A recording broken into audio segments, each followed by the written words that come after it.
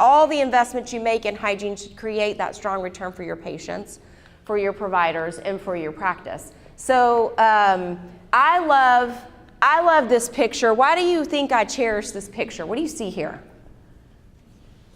The Twin Towers, right? So rewind to 1996.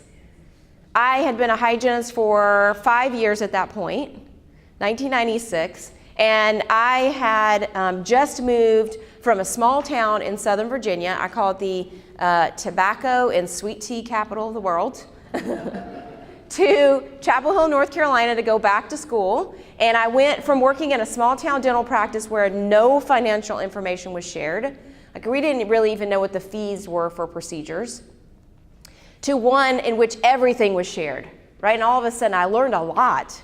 And there are pros and cons to both of those situations, right?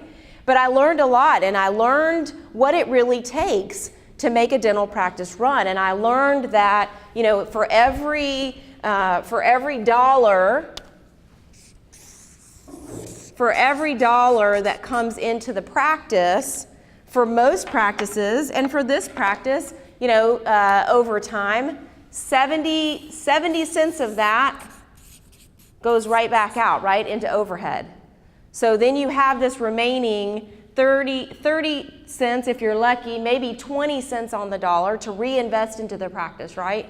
That's the profit that we're looking for to grow and to provide new equipment and new CE opportunities and income opportunities for the team and all of that. It comes from this small sliver that's remaining out of all this money that comes into the practice.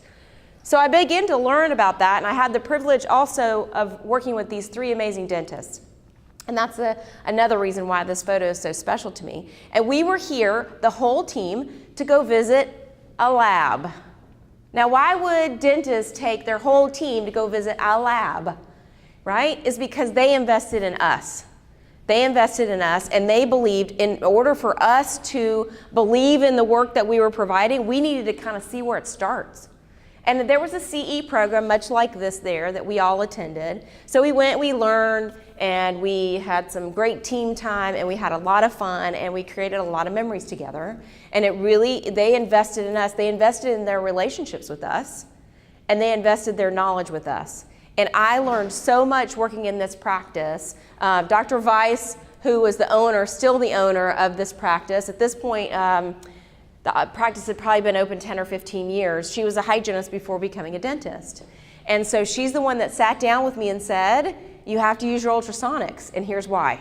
You got to depend on them, and here's why. And then she held me accountable. I don't want to come in and see, you know, bloody gauze everywhere. I want you to use your ultrasonics. I want to see that you're using this technology. You know, she and these other dentists, Dr. Robinson and Dr. Gammons, are the ones that sat down and really taught me about restorative dentistry. Right? And they did that. They invested that time and energy and knowledge so that they could also get a strong return. So as a provider, I got a huge return, right? I was in a place that I was really developing relationships. I was really engaged in my career. It was very rewarding, right? So that's the return for me as the provider. Our patients were receiving a very high level of care. And by the way, the practice was doing quite well, because we were all educated and we were all empowered to help grow the practice, right, through hygiene and every other department.